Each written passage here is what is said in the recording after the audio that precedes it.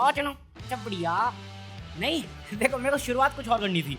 ये शुरुआत में मैंने ऐसा रखा हुआ है कि तुम्हें इंपॉर्टेंट चीज बता देता हूँ कि टैक्स हो गया है, या महंगाई की बात हो गई, या दुनिया भर की बात कर लेता हूँ मैं, जो भी मेरे को इंपॉर्टेंट लगता है कि हाँ ध्यान जाना चाहिए। और आज मैं वही करने वाला था। जो भी इंपॉर्टेंट चीज है 3 मिनट में खत्म करो अपना बता के, क्योंकि उसमें ज्यादा कुछ बताने लायक होता नहीं।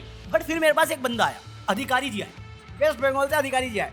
मुझे लगता है टीएमसी को जिताने के लिए वेस्ट बंगाल में इकलौता बंदा, मेजर रूल, जैसे कांग्रेस के लिए राहुल गांधी है, वैसे बीजेपी के लिए वेस्ट बंगाल में अधिकारी जी है, सुवेंदु अधिकारी। इस बंदे की मेरे को एक क्लिप मिली, चलो सुनो। मैं जोक नहीं मार रहा हूँ, ये बंदा मारेगा। गलत बात बोलती है ये पूरा इलिटरेट चीफ मिनिस्टर। ये पहले राकेश रोशन बताया था पिछले टाइम, इंदिरा गांधी बताया था, फिर सुनीता चावला बता दिया। ये हमारा देश का बेटी का अपमान, ये हमारा देश का बेटी का अपमान। देश की बेटी, देश की बेटी, बाप उसका इंडियन गुजराती, माँ उसकी सोलोवियन है, कुछ मिक्स ब्रीड है वो। पहले इंडिया में तो बहुत कम है, उसका रिलेशन है बस।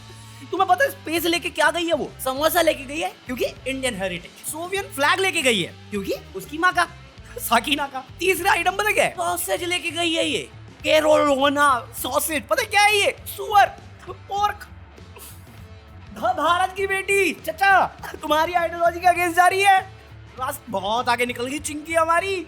कुछ भी। अरे इतना प्यार सुनीता विलियम्स से, 9 महीने से वो स्पेस में मजे मार रही थी, मतलब अटकी हुई थी। ये तब तक नहीं था, जैसी लैंड होने वाली थी मोदी जी ने लेटर लिख दिया, आप कभी हवेली, मतलब ये नहीं बोला, बोला मिलते हैं अपना इंडियन हेरिटेज। और जैसे ये बोला फिर एक कांड आ गया जिसके बारे में मेरे को सख्त हिदायत दी गई है कि अगर जान प्यारी है तो उस बंदे का नाम ले लेंगे जिससे इसका रिश्ता है, सुनीता विलियम का कजन भाई। उसके बारे में हम कोई बात नहीं करेंगे, बिल्कुल नहीं करेंगे। नवाज भाई छोड़ो, नवाज भाई के ऊपर वाली जो पावर है ना, वो भी बोली ये नहीं बात कर सकता तुम, तो हम नहीं करेंगे। हरामी हो बेटा। जो हुआ नागपुर में इवेंट, उसमें 51 लोगों का अरेस्ट आया, मतलब एफआईआर में 51 लोगों का नाम आया, और सबके नाम उनके सरनेम से तुम पहचान सकते हो। हाँ ये वही वाला है, मोदी जी वाला। तो इस पे लोग बोलने लगे, अरे भाई साहब देखो कुरान जलाया है, जलाया इन लोगों ने, अरेस्ट कौन कर रहा है? अरेस्ट कौन कर रहा है? इन्हीं लोगों को। फिर शाम में दूसरी खबर आई ये सब होने के बाद कि विश्व हिंदू परिषद और बजरंग दल के 8 लोगों ने स्वयं समर्पण किया है पुलिस को फॉर हर्टिंग रिलीजियस सेंटिमेंट्स। कौन है ये 8 महान पुरुष? खुद ही आ गए, हम नहीं किया जी। अरे भाई हद तो तब हुई जब फडणवीस जी आए, फडणवीस जो भी है सीएम महाराष्ट्र के, वो बोले भाई साहब औरंगजेब की खबर को कुछ नहीं कर सकते, हम कुछ नहीं होने देंगे, हमारी जिम्मेदारी है। मैं कहा कुछ दिन पहले तुम ही तो डिमांड कर रहे थे रिमूवल की, अबे क्या बोल तो भूल जाते हो क्या? मोदी जी वाली बीमारी। फिर कहता हमारी जिम्मेदारी है, बट हम उनकी महिमा वंदना नहीं होने देंगे। महिमा वंदना सिर्फ शिवाजी महाराज की हो सकती है, छत्रपति शिवाजी महाराज की हो सकती है। कोई कर भी नहीं रहा था, कोई नहीं कर रहा था जब तक आप मुद्दा नहीं बनाए। आप मुद्दा बना देते हो क्योंकि आपके पास थोड़ा नहीं बहुत ज्यादा दिमाग है। कुछ लोगों के पास नहीं होता। आपने बोला, उसने सुना, उसको पता ही नहीं औरंगजेब और बहादुर शाह जफर में डिफरेंस क्या है। बोला मुस्लिम चल बे मारो जलते। अबे हुआ है, वो औरंगजेब के खिलाफ प्रोटेस्ट करने बैठे थे, बहादुर शाह जफर की फोटो लेके, मेरा देश मेरा देश। और फिर अंजना जी आ जाती है कि गड़े मुर्दे क्यों उखाड़ने। अरे मैं भी तो वही बोल रहा हूँ, 10 दिन से जो तुमने उखाड़ के गड़े मुर्दों को जिंदा कर दिया, मतलब समझ रहे हो 3 साल बाद औरंगजेब रिलेवेंट हो रखा है। रिलेवेंट कौन बनाया? मैं बनाया, तुम बनाए ना। मूवी वाला बना के पैसा निकल गया, डकार भी मार लिया उसने, और किसी को कानो कान खबर नहीं। तुम ही मुद्दा बनाए जा रहे थे, खोदे जा रहे थे। आ गया औरंगजेब पॉलिटिक्स में। और फिर इनको कोई बोल देगा गोदी मीडिया, तो ये फिर भड़क जाते हैं। आप प्रूफ करके बताइए आपने मुझ पर जो आरोप लगाए। साबित कीजिए। अरे मैं क्यों करूं? तू जो कर रही है प्राइम टाइम पे बिना साबित किए ही कर रही है ना, हवा की बातें उठा के थोप देती है। जज है सुप्रीम कोर्ट की तू तो, तेरे पे ही था ना कोर्ट का जजमेंट कि तूने पार्शियलिटी करी थी केजरीवाल वाले उसमें, तू ही थी ना वो। साबित कीजिए। मैं नहीं कर रहा, चल। गजब बेइज्जती है भाई मैं कह रहा हूँ कि जो तुमने अरेस्ट मारे हैं करें, ठीक है, जिन्होंने आत्मसमर्पण कर दिया वो भी ठीक है। मैं कह रहा हूँ पुलिस ने एक्शन क्यों नहीं लिया गोदी मीडिया पे? उनका भी एक्शन होना चाहिए था। हिपोक्रेसी की भी सीमा होती है। अरे मुझे क्या बोल रहे हो? आप ही की ऑर्गेनाइजेशन है ना आरएसएस वालों ने स्टेटमेंट दी है औरंगजेब रिलेवेंट नहीं है। अब बोलो ना, अब बोलो, अब क्या हो गया? मुझे परवाह ही नहीं है। वो तो मुझे मालूम ही है, तुम्हें परवाह नहीं है। मतलब आरएसएस बोल रहे हो औरंगजेब रिलेटेड, तुमने चूज लिया ना उसका खून पूरा। पहले बाबर था, फिर तुम औरंगजेब लिया है। किसी ने बहुत सही बोला था कि बाबर को कूटते कूटते थक गए थे, इसलिए औरंगजेब को उठा लिया, वरना डिलीट से लड़ना माफी वीरों की आदत है। मैं नहीं बोला, मैंने फुटेज दिखाई है तुम्हें भाई, मेरे को मत अकाउंटेबल बोलना इसमें। मैं आई लव मोदी जी, क्योंकि ये सब ये करते ही इसलिए क्योंकि उनसे भी कोई अकाउंटेबिलिटी ना ले। मतलब अभी किसी ने भेजा कि ये जो अपना कुंभ में हुआ था ना, भगदड़, तुम बता तो रहे थे इतने करोड़ लोग आए, इतने करोड़ लोग आए, तो कितने लोग गए, डाटा दो, डिटेल दो ना। भगदड़ में जो हुआ, कहते कोई डेटा नहीं हमारे पास, सेंटर अपने को कुछ लेना नहीं, उनका उनसे पूछ।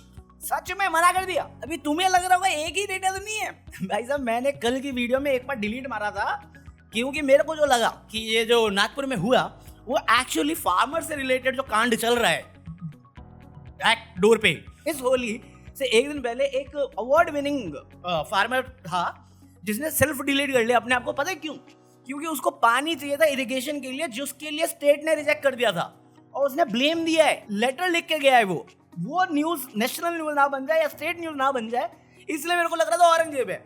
बट फिर मेरे को ये महाकुंभ का पता चला, फिर मैं कहा यार ये डेटा वाली बात तो बहुत पॉइंटर है, पॉइंटर तो है। तो फिर मेरे को एक और बंदा मिला जिसने बोला कि सेंटर के पास एक्चुअली कोई डेटा है ही नहीं उनके पास। सिर्फ महाकुंभ के भगदड़ का नहीं या फार्मर्स से रिलेटेड नहीं, उनके पास ये सारे डेटा नहीं है, ना फार्मर्स का ना भगदड़ का। मरना तेरे को डर नहीं लगता? भाई साहब कल की ओपनिंग ऑफ द वीडियो मैंने तुम्हें टैक्स के बारे में बताया था, तो उसमें मैं ना एक पॉइंट में कवर करना भूल गया था। हाँ, एक मैं फार्मर वाला बताया था जो मैंने डिलीट मारा, ये वाला मैं बताना ही भूल गया था। सेंटर ने ये बोला है, एक्सेप्ट किया है कि पहले तो उन्होंने 74% जो प्रोमिसेस किए हुए हैं, अश्योरेंस दी हुई है, वो फुलफिल नहीं करी उन्होंने, अभी तक नहीं करी है, और उसका कोई अकाउंटेबिलिटी कोई हिसाब नहीं है।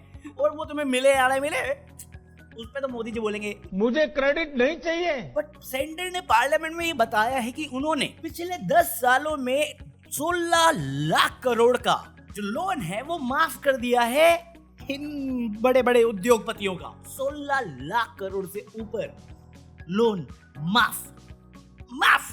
तुम्हारे जो पैसे तुमने भरे हैं टैक्स में, ये यहाँ यूज हो रहे हैं कि अगर तुम 30 लाख कमा रहे हो, अरे इमेजिन करो ना, सपने में तो इमेजिन करो खुल के, 30 लाख अरे कमा रहे हो, सोचो, बड़ा सोचो कि अगर तुम 30 लाख कमा रहे हो तो तुम्हारी सैलरी से 8 लाख टैक्स कटेगा, और अगर तुम 30 लाख एज इन बिजनेस कमा रहे हो तो तुम्हें 1.5 लाख टैक्स भरना पड़ेगा। और ये जो 1.5 लाख टैक्स भरते हैं, इनके 16 लाख करोड़ टैक्स माफ किया। अब सब जो सोचा था ना उसमें सैड फील करो तुम, यही फील कराना था मुझे। साला ये दुख का खत्म नहीं होता बे।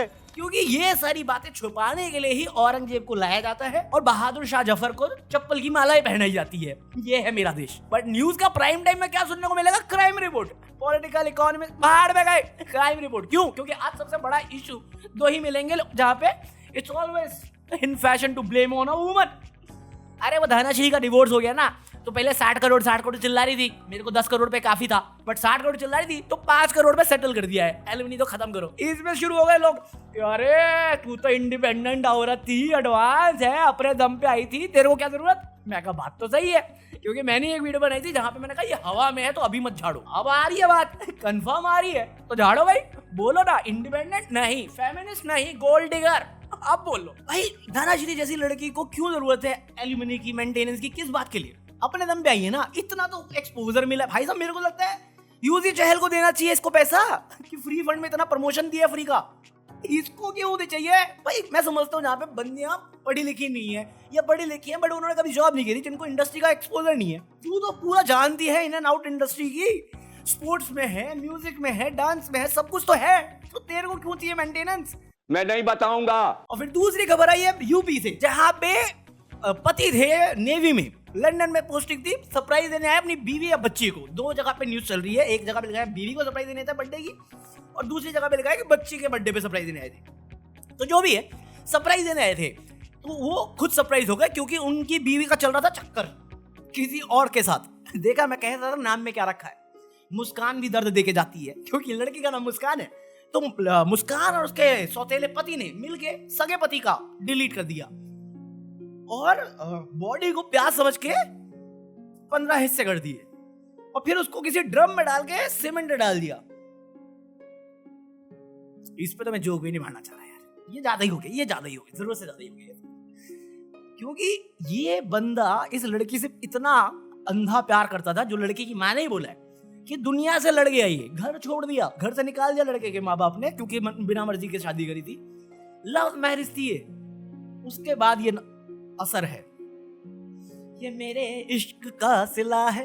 अब बोलो 11वीं शादी, ना मेरे पास 5 करोड़ है देने के लिए और ना मेरा कोई मूड है निकलने का। अपन यहाँ पे खुश है ना, मजा आ रहा है। जो कुछ पे नहीं, जो मेरे ऊपर था, ठीक है, कोई इनसेंसिटिव बात नहीं हुई है। कल मैं कमेंट सेक्शन पढ़ा था, वहां पे बहुत कुछ लोग थे, कुछ नहीं, ज्यादा नहीं, कुछ लोग थे जो वापस वही कर रहे थे, हिंदू मुस्लिम मुल्ला ये सब करते रहते वो।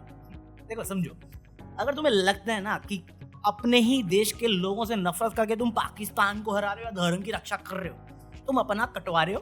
क्योंकि राहत इंदौरी की शायरी में बार बार इसीलिए रिपीट करता हूँ कि लगेगी आग तो आएंगे कई घर जद में। शहर में हमारा मकान थोड़ी है, इकलौता थोड़ी है, तो आएगी बात तुम तक भी, आज नहीं तो कल। मोदी जी है तो मुमकिन। चाहे कोई फिल्म मेकर मूवी बनाए, वो उससे पैसा कमाएगा। कोई पॉलिटिशियन हिंदू मुस्लिम करे, वो उससे अपना वोट खा जाएगा। न्यूज चैनल वाले इस चीज से अपनी टीआरपी ले लेंगे। सोशल मीडिया में मेरे जैसे इन्फ्लुएंसर लाइक्स और एंगेजमेंट ले लेंगे। तुम्हारा ही कटेगा इन दी एंड।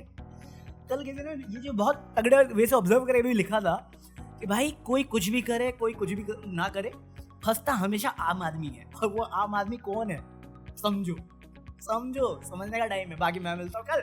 Live a life. अगर कुछ भी अच्छा लगा, पीस आउट।